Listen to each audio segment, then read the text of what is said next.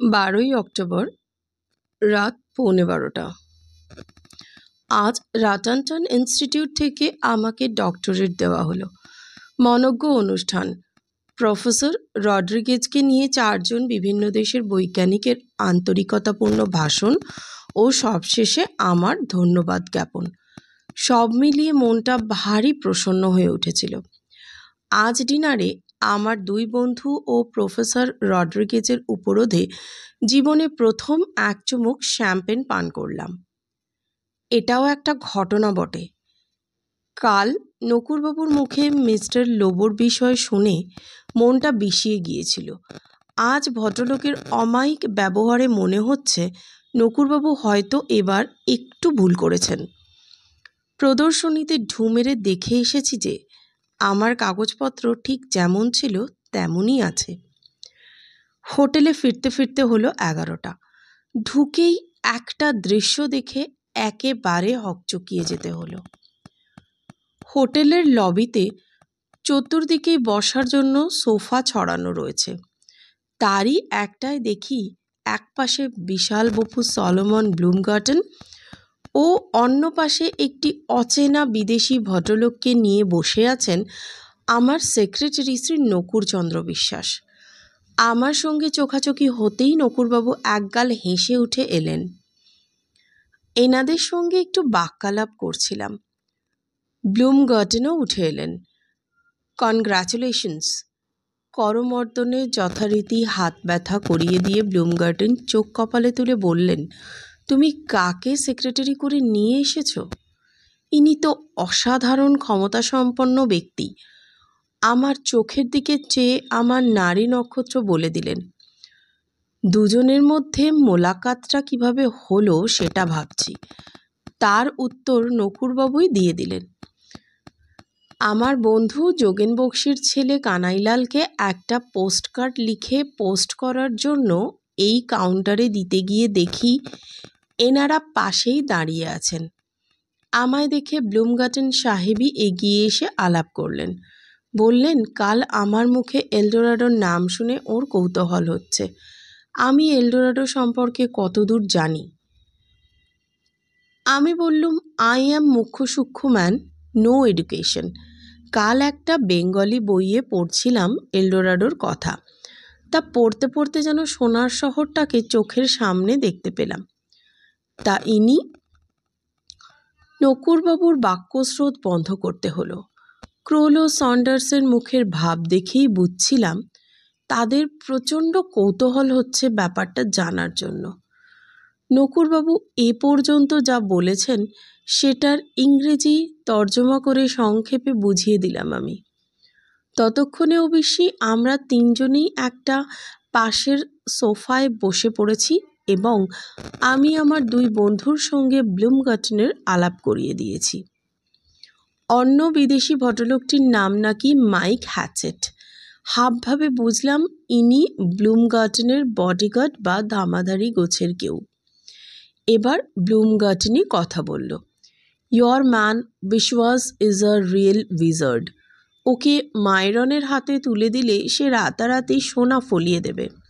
And your man will be owning a Cadillac in 3 months time. Myron লোকটি কে জিজ্ঞেস করাতে ব্লুমগার্টন চোখ কপালে তুলে বললেন, হোলি স্মোক, মাইরনের নাম শোনোনি? মাইরন এন্টারপ্রাইজেস। অত বড় ইমপ্রেসারিও আর নেই। কত গাইয়ে বাজিয়ে নাচিয়ে জাদুকর মাইরনের ম্যানেজমেন্টের জোরে দাঁড়িয়ে গেল। আর ইনি তো প্রতিভাধর ব্যক্তি। আমার মাথা ভোঁ ভোঁ করছে। নকুরবাবু শেষটায় রঙ্গমঞ্চে তার অলৌকিক ক্ষমতা দেখিয়ে নাম কিনবেন? কই, এমন তো কথা ছিল না। And he knows where Eldorado is. আমি নকুরবাবুর দিকে দৃষ্টি দিলাম। ব্যাপারটা একটু তলিয়ে দেখা দরকার। বললাম, কি মশাই, আপনি কি সাহেবকে বলেছেন এলডোরাডো কোথায় তা আপনি জানেন? যেটুকু আমি জানি সেটুকুই বলেছি, কাঠগড়ার আসামির মতো হাত জোর করে বললেন নকুর বিশ্বাস। বলেছি এই ব্রাজিলেই আছে এলডোরাডো। আমরা যেখানে আছি তার উত্তর পশ্চিমে। একটি পাহাড়ে ঘেরা উপত্যকার ঠিক মধ্যিখানে এক গভীর জঙ্গল। সেই জঙ্গলের মধ্যে এই শহর। কেউ জানে না এই শহরের কথা। মানুষজন বলতে আর কেউ নেই সেখানে। পুরো শহর, তবে রোদ পড়লে এখনো সোনা ঝলমল করে। সোনার তোরণ, সোনার পিরামিড, যেখানে সেখানে সোনার স্তম্ভ, বাড়ির দরজা জানালা সব সোনার। সোনা তো আর নষ্ট হয় না, তাই সে সোনা এখনও আছে। লোকজন যা ছিল 1000 বছর আগে সব লোপ পেয়ে যায়। একবার খুব বর্ষা হয়, তারপরেই জঙ্গলে এক মারাত্মক পোকা দেখা দেয়। সেই পোকা থেকেই মড়ক। বিশ্বাস করুন তিলুবাবু, এই সবই আমি পরপর চোখের সামনে বায়োস্কোপের ছবির মতো দেখতে পেলুম। ক্রোলো সন্ডার্সের জন্য এই অংশটুকু ইংরেজিতে অনুবাদ করে দিয়ে ব্লুমগার্টেনকে বললাম, তুমি তো তাহলে এলডোরাডোর হদিশ পেয়ে গেলে। এবার অভিযানের তোড়জোড় করো। আমরা আপাতত ক্লান্ত, কাজেই আমাদের মাফ করো। আসুন নকুরবাবু। আমার কথায় ব্লুমগার্টেনের মুখে যে থমথমে ভাবটা দেখা দিল, সেটা যে কোনো লোকের মনে ত্রাসের সঞ্চার করত। আমি সেটা যেন দেখেও দেখলাম না। নকুরবাবু উঠে এলেন ভদ্রলোকের পাশ ছেড়ে। আমরা 4 জনে গিয়ে বসলাম আমার ঘরে। নকুরবাবুর ইচ্ছে ছিল সোজা নিজের ঘরে চলে যান, কিন্তু আমি বললাম যে তার সঙ্গে আমার একটু কথা আছে। 2 সাহেব বন্ধুর কাছে বাংলা বলার জন্য ক্ষমা চেয়ে নিয়ে নকুরবাবুকে বললাম, দেখুন মশাই, আমি আপনার ভালোর জন্যই বলছি। আপনার মধ্যে যে ক্ষমতাটা আছে, সেটা যার তার কাছে এভাবে প্রকাশ করবেন না। আপনার অভিজ্ঞতা কম, আপনি হয়তো লোক চেনেন না, কিন্তু এটা বলে দিচ্ছি যে এই ব্লুমগার্টেনের খপ্পরে পড়লে আপনার সর্বনাশ হবে। আপনাকে অনুরোধ করছি, আমাকে না জানিয়ে ফস করে কিছু একটা করে বসবেন না। নকুরবাবু লজ্জায় প্রায় কার্পেটের সঙ্গে মিশে গেলেন। বললেন, আমায় মাপ করবেন তিলুবাবু, আমার সত্যিই অপরাধ হয়েছে। আসলে বিদেশে তো কখনো আসিনি, মফস্বলের মানুষ, তাই হয়তো মাথাটা একটু ঘুরে গিয়ে থাকবে। আমাকে সাবধান করে দিয়ে আপনি সত্যিই খুব উপকার করলেন। নকুরবাবু উঠে পড়লেন। ভদ্রলোক চলে যাবার পর ক্রোল তার পাইপে টান দিয়ে এক ঘর ধোঁয়া ছেড়ে বলল, এলডোরাডো যদি সত্যিই থেকে থাকে, তাহলে সেটা আমাদের একবার দেখে আসা উচিত নয় কি? আগেই বলেছি সন্ডার্স এসব ব্যাপারে ঘোর সন্দেহবাদী।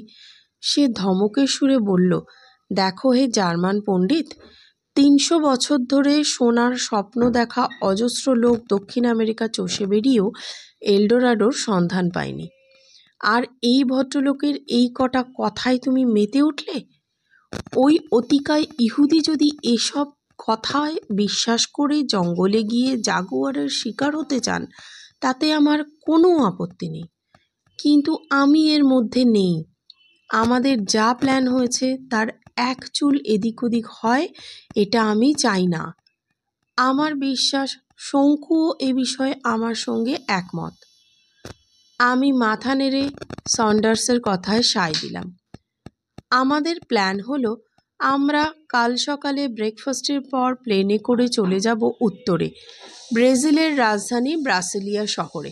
সেখানে একদিন থেকে ছোট প্লেন ধরে আমরা চলে যাব জিঙ্গু ন্যাশনাল পার্কের উত্তর প্রান্তে পোস্টো দিয়াওয়ারুম শহরে। তারপর বাকি অংশ নদীপথে।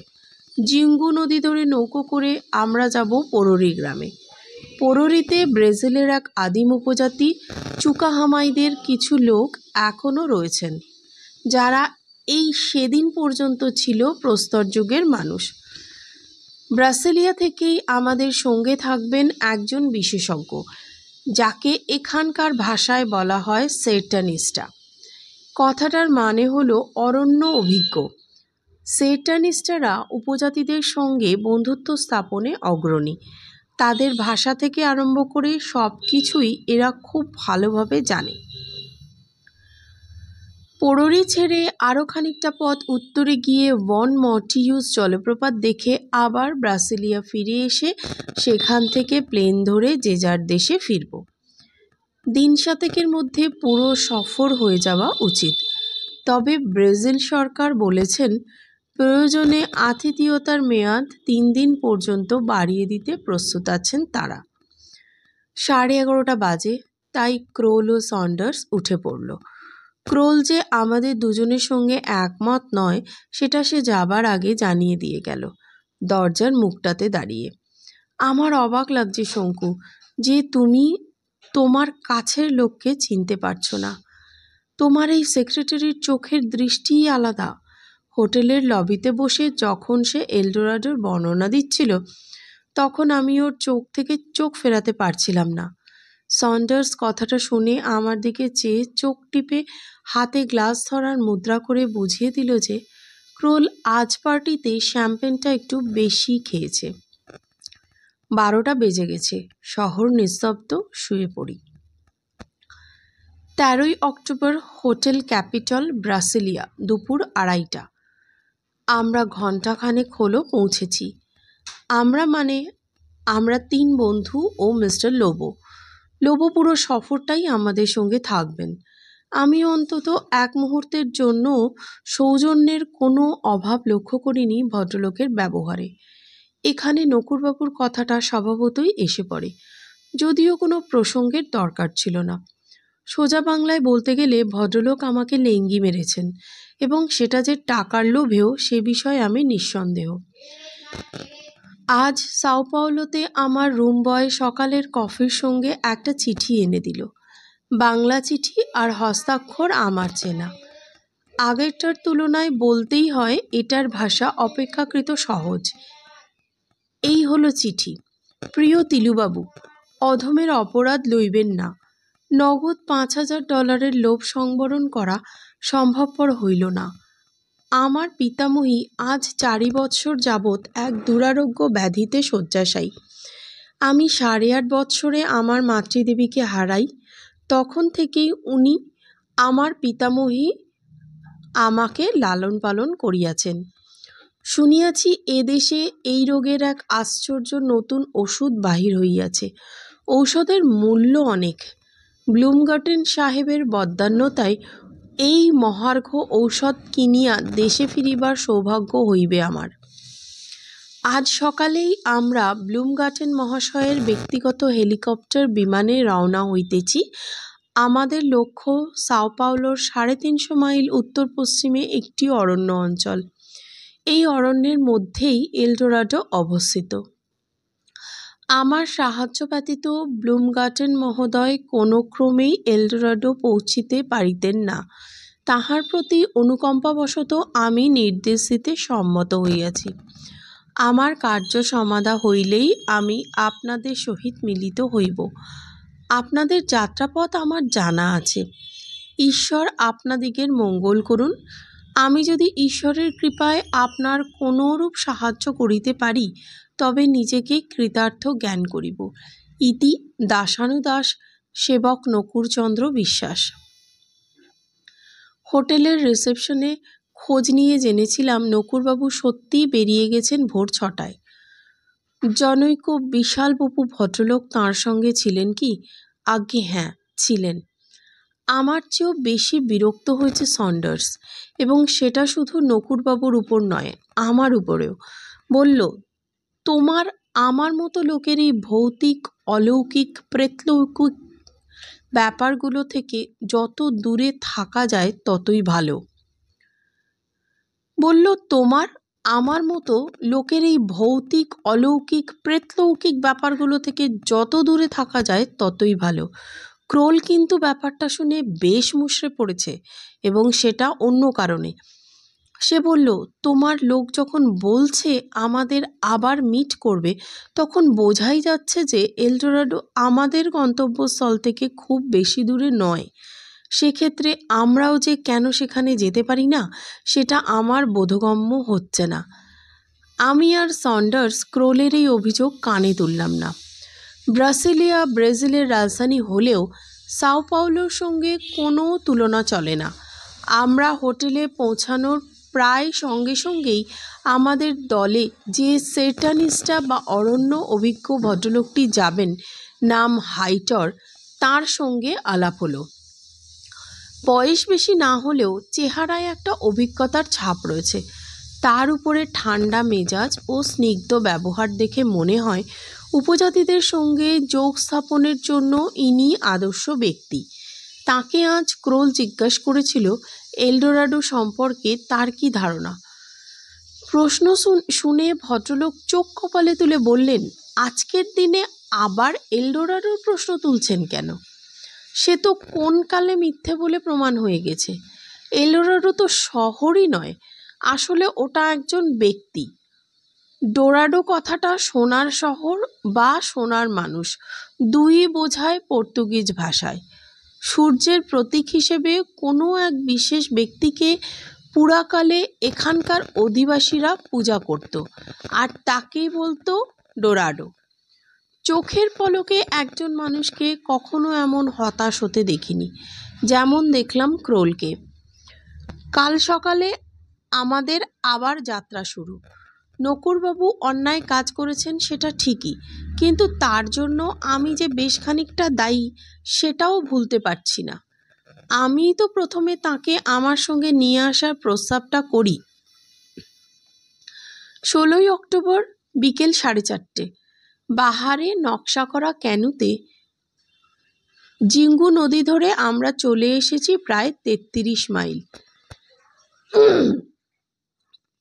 আমরা 5 জন, অর্থাৎ আমি, ক্রোল, সন্ডার্স, লোবো আর হাইটর ছাড়া রয়েছে 2 জন নৌকোবাহী দক্ষিণ আমেরিকান ইন্ডিয়ান, আরও 2 জন নৌকোবাহী সহ আর একটি ক্যানুতে চলেছে আমাদের মালপত্র, রসদ ইত্যাদি। এখন আমরা নদীর ধারে একটা অপেক্ষাকৃত পরিষ্কার জায়গা বেছে সেখানে তাঁবু ফেলেছি।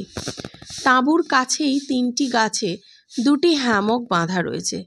সন্ডার্স ও ক্রোল তার এক একটি দখল করে তাতে শুয়ে তর্ক জুড়ে দিয়েছে ব্রাজিলের বিখ্যাত অ্যানাকোন্ডা সাপ নিয়ে। এই অ্যানাকোন্ডা যে সময় সময় বিশাল আকার ধারণ করে সেটা অনেক পর্যটকের বিবরণ থেকেই জানা যায়। ক্রোলের মতে 30 হাত পর্যন্ত লম্বা হওয়া কিছুই আশ্চর্য না। সন্ডার্স সেটা বিশ্বাস করতে রাজি নয়। এখানে বলে রাখি যে আমাদের 3 জনের কেউই চিড়িয়াখানার বাইরে অ্যানাকোন্ডা দেখিনি। এ যাত্রায় আমাদের ভাগ্যে অ্যানাকোন্ডার সাক্ষাৎ পাওয়া আছে কিনা জানি না, না থাকলেও আমার অন্তত তাতে আফসোস নেই। লতাগুল্ম, ফলমূল, কীটপতঙ্গ, পশু পাখিতে ভরা ব্রাজিলের জঙ্গলের যে রূপ আমরা এখনো পর্যন্ত দেখেছি তাতে কোনো তুলনা নেই। বন গভীর ও অন্ধকার হলেও তাতে রঙের অভাব নেই। প্রায় চোখে পড়ে লানটানা ফুলের ঝোপ, হরেক রঙের প্রজাপতি আর চোখ ঝলসানো সব কাকাতুয়া শ্রেণীর পাখি। নৌকা চলার সময় জলে হাত দেওয়া বারণ, কারণ নদীতে রাক্ষসে পিরহানা মাছের ছড়াছড়ি। কালই নদীর ধারে একটা কেইম্যান কুমিরের মৃতদেহ পড়ে থাকতে দেখলাম। তার মাথার দিকের খানিকটা অংশ ছাড়া আর কোথাও মাংস নেই, শুধু হাড়। মাংস গেছে পিরহানার পেটে। ব্রাজিলের অনেক অংশেই বহুদিন পর্যন্ত বাইরের মানুষের পা পড়েনি। গত বছর দশেকের মধ্যে বেশ কিছু জঙ্গল কেটে চাষের জমি বাড়ানো হয়েছে। সেই সঙ্গে ব্রাজিল সরকারের হাইওয়ে বানানোর কাজও চলেছে জঙ্গল কেটে আর ডিনামাইটের সাহায্যে পাহাড় উড়িয়ে। আমরা আসার পথেও বেশ কয়েকবার ডিনামাইট বিস্ফোরণ বা ব্লাস্টিংয়ের শব্দ পেয়েছি। কাল মাঝরাতে একটা গুরুগম্ভীর বিস্ফোরণের শব্দে আমাদের ক্যাম্পের সকলেরই ঘুম ভেঙে যায়। শব্দ তরঙ্গের চাপ এত প্রবল ছিল যে ক্রোলের বিয়ার গ্লাসটা তার ফলে ফেটে চৌচির হয়ে গেল। আমার কেমন যেন সন্দেহ হচ্ছিল, তাই আজ সকালে হাইটরকে জিজ্ঞেস করলাম কাছাকাছি কোনো আগ্নেয়গিরি আছে কিনা। হাইটর মুখে কিছু না বলে কেবল গম্ভীর মুখে মাথা নাড়ল। 17ই অক্টোবর ভোর 6টা। কাল রাত্রে এক বিচিত্র ঘটনা। রাত্রে মশা আর দিনে জ্বালাতুনে ব্যারাকুডা মাছির উপদ্রব থেকে রক্ষা পাওয়ার জন্য আমি গিরিডি থেকেই একরকম মলম তৈরি করে এনেছিলাম। 3 বন্ধুতে সেই মলম মেখে 9:30টার মধ্যেই যে যার ক্যাম্পে শুয়ে পড়েছিলাম। যদিও এখানে রাত্রে নিস্তব্ধতা বলে কিছু নেই, ঝিঝি থেকে শুরু করে জাগুয়ার পর্যন্ত সব কিছুরই ডাক শোনা যায়। তবে দিনের ক্লান্তির জন্য ঘুমটা এসে যায় বেশ তাড়াতাড়ি। সেই ঘুম হঠাৎ ভেঙে গেল এক বিকট চিৎকারে। আমিও সন্ডার্স হন্তদন্ত হয়ে আমাদের তাঁবু থেকে বেরিয়ে এসে দেখি ক্রোলও তার তাঁবু থেকে বেরিয়ে এসেছে এবং তৃতীয় তাঁবু থেকে হাইটর। কিন্তু মিস্টার লোবো কোথায়? ক্রোল টর্চটা জ্বালিয়ে এদিক ওদিক ফেলতেই দেখা গেল ভদ্রলোককে মুখ বিকৃত করে বিষাদ দূরে একটা ঝোপের পাশ থেকে খোঁড়াতে খোঁড়াতে এগিয়ে এসেছেন আমাদের দিকে। আর সেই সঙ্গে পর্তুগিজ ভাষায় পরিত্রাহী ডেকে চলেছেন ভগবান যিশুকে। আমার পায়ে দিয়েছে কামড়, আমি আর নেই, সন্ডার্সের বুকের উপর ঝাঁপিয়ে পড়ে বললেন মিস্টার লোবো। কামড়টা মাকড়সার এবং সেটা ডান পায়ের পাতার ঠিক উপরে। লোবো গিয়েছিলেন একটি ঝোপের ধারে ছোট কাজ সারতে। হাতের সোনার ঘড়ির ব্যান্ডটা নাকি এমনিতেই একটু আলগা ছিল, সেটা খুলে পড়ে যায় মাটিতে। টর্চ জ্বালিয়ে এদিক ওদিক খুঁজতে গিয়ে মাকড়সার গর্তে পা পড়ে। কামড়ে বিষ আছে ঠিকই, তবে মারাত্মক নয়। কিন্তু লোবোর ভাব দেখে সেটা বোঝে কার সাধ্যি। ওষুধ ছিল আমার সঙ্গে, সেটা সন্ডার্সের টর্চের আলোতে লাগিয়ে দিচ্ছি ক্ষতের জায়গায়। এমন সময় লোবোর মুখের দিকে চোখ পড়তে একটা অদ্ভুত ভাব লক্ষ্য করলাম। তাতে আতঙ্ক ও অনুশোচনার এক বিচিত্র সংমিশ্রণ। তার দৃষ্টি আমারই দিকে। কি হয়েছে তোমার? আমি জিজ্ঞেস করলাম। আমি পাপ করেছি, আমায় ক্ষমা করো, কাতর কণ্ঠে প্রায় কান্নার সুরে বলে উঠলেন মিস্টার লোবো। কি পাপের কথা বলছো তুমি? মিস্টার লোবো দুহাত দিয়ে আমার পা জড়িয়ে ধরলেন। তার ঠোঁট কাঁপছে, চোখে জল। সন্ডার্স ও ক্রোল বিস্ফারিত চোখে চেয়ে রয়েছে তাঁর দিকে। সেদিন রাত্রে, বললেন মিস্টার লোবো, সেদিন রাত্রে প্রহরীকে ঘুষ দিয়ে প্রদর্শনীতে ঢুকে আমি তোমার গবেষণার নোটসের খাতা বার করে নিয়েছিলাম। তারপর রীতিমতো কষ্ট হচ্ছে কথা বলতে, কিন্তু তাও বলার জন্য মরিয়া হয়ে উঠেছে লোকটা। তারপর সেগুলোকে জেরক্স করে আবার যথাস্থানে রেখে দিই। এবার আমি প্রশ্ন করলাম, তারপর কপিগুলো দিয়ে দিই মিস্টার ব্লুমগার্টনকে। তিনি আমায় টাকা, অনেক টাকা। ঠিক আছে, আর বলতে হবে না। মিস্টার লোবো একটা দীর্ঘশ্বাস ত্যাগ করলেন। কথাটা বলে হালকা লাগছে অনেকটা। এবার নিশ্চিন্তে মরতে পারবো। আপনি মরবেন না মিস্টার লোবো, শুকনো গলায় বলল সন্ডার্স। এই মাকড়সার কামড়ে ঘা হয়, মৃত্যু হয় না। মিস্টার লোবোর ঘা আমার ওষুধে শুকোবে ঠিকই, কিন্তু তিনি আমার যে ক্ষতিটা করলেন সেটা অপূরণীয়। শ্রীমান নকুরচন্দ্র এক বর্ণও ভুল বলেননি। তার মানে কি এলডোরাডো সত্যিই আছে? 18ই অক্টোবর রাত 10টা, হোটেল ক্যাপিটল, ব্রাসিলিয়া। আমাদের ব্রাজিল সফরের অপ্রত্যাশিত অবিস্মরণীয় পরিসমাপ্তির কথাটা এই বেলা লিখে ফেলি, কারণ কাল সকালেই আমরা যে যার দেশে ফিরছি। এইটুকু বলতে পারি যে সন্ডার্সের যুক্তিবাদী বৈজ্ঞানিক মনের ভিত এই প্রথম দেখলাম একটা বড় রকম ধাক্কা খেল। সে মানতে বাধ্য হয়েছে যে সব ঘটনার বৈজ্ঞানিক ব্যাখ্যা সম্ভব নয়। আমার বিশ্বাস আখেরে এর ফল ভালোই হবে। এইবার ঘটনায় আসি। গতকাল সকালে ব্যান্ডেজ বাঁধা লোবোকে সঙ্গে নিয়ে আমরা ক্যানু করে বেরিয়ে পড়লাম চুকাহামাই উপজাতিদের বাসস্থান পোরোরির উদ্দেশ্যে। আমাদের যেতে হবে 50 কিলোমিটার। যতই এগোচ্ছি ততই যেন গাছপালা, ফুল, পাখি, প্রজাপতির সম্ভার বেড়ে চলেছে। এই স্বপ্নরাজ্যের মনোমুগ্ধকারিতার মধ্যে আতঙ্কের খাদ মিশে আছে বলে এটা যেন আমার কাছে আরও আকর্ষণীয় হয়ে উঠেছে। আমি জানি এ ব্যাপারে সন্ডার্স ও ক্রোল আমার সঙ্গে একমত। তারা যে খরস্রোতা নদীর উপকূলের দিকে সজাগ দৃষ্টি রেখেছে তার একটা কারণ বোধহয় অ্যানাকোন্ডা দর্শনের প্রত্যাশা। এখনো পর্যন্ত সে আশা পূরণ হবার কোনো লক্ষণ দেখছি না। মাইলখানেক যাবার পর আমাদের নৌকো থামাতে হলো। নদীর ধারে 3 জন লোক এসে দাঁড়িয়েছে। তারা হাইটরের দিকে হাত তুলে তার দৃষ্টি আকর্ষণ করে অচেনা ভাষায় কি যেন বলছে। আমি জানি এখানকার উপজাতিদের মধ্যে গে নামে একটা ভাষা প্রচলিত আছে, যেটা হাইটর খুব ভালোভাবেই জানে। হাইটর লোকগুলোর সঙ্গে কথা বলে আমাদের 3 জনকে উদ্দেশ্য করে বলল, এরা স্থানীয় ইন্ডিয়ান, এরা আমাদের পোরোরি যেতে বারণ করছে। কেন? আমরা 3 জনই একসঙ্গে প্রশ্ন করলাম। এরা বলছে চুকাহামাইরা কি কারণে নাকি ভয়ানক উত্তেজিত হয়ে রয়েছে। কালই নাকি একটা জাপানি দল পোরোরি গিয়েছিল, তাদের 2 জনকে এরা বিষাক্ত তীর দিয়ে মেরে ফেলেছে। আমি জানি কুরারি গ্রামে এক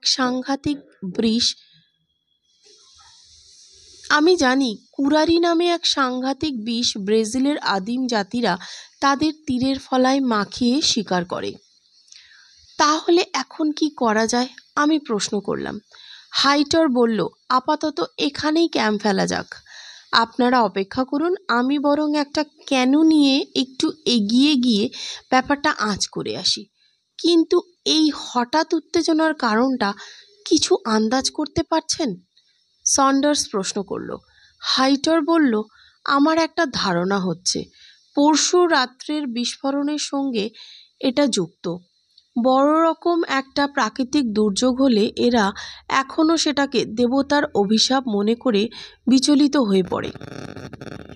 অগত্যা নামলাম আমরা ক্যানু থেকে।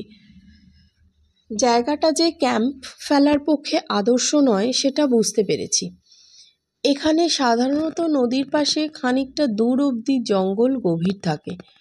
ভিতরে কিছুটা অগ্রসর হলে দেখা যায় বন পাতলা হয়ে এসেছে। এই জায়গাটায় কিন্তু যতদূর অবধি দৃষ্টি যায় তাতে অরণ্যের ঘনত্ব হ্রাস পাবার কোনো লক্ষণ দেখা যায় না। নদীর 10-15 গজের মধ্যে একটা অপেক্ষাকৃত খোলা জায়গা পেয়ে আমরা সেখানেই বিশ্রামের আয়োজন করলাম।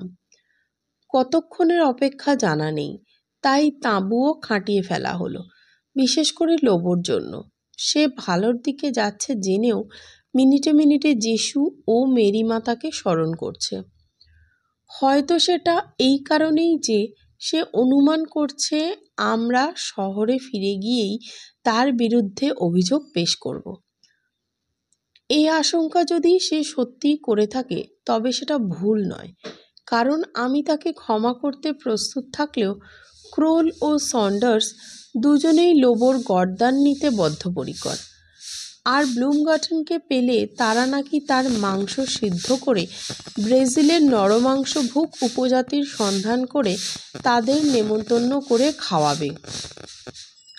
তাদের বিশ্বাস ব্লুমগার্টনের মাংসে অন্তত 12 জনের ভুরিভোজ হবে।